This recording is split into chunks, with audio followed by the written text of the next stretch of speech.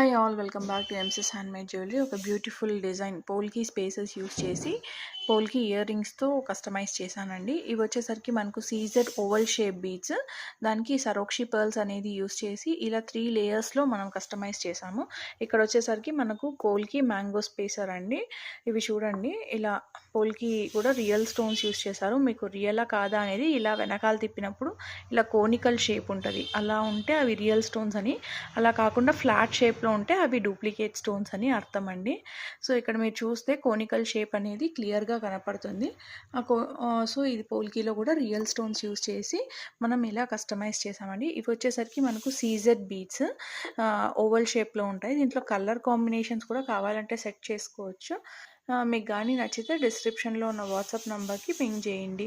ఇలా మనకు దీని ప్రైస్ వచ్చేసరికి మనకు అరౌండ్ 2500 రూపీస్ పడుతుందండి. ఇలా వద్దు మనకు నార్మల్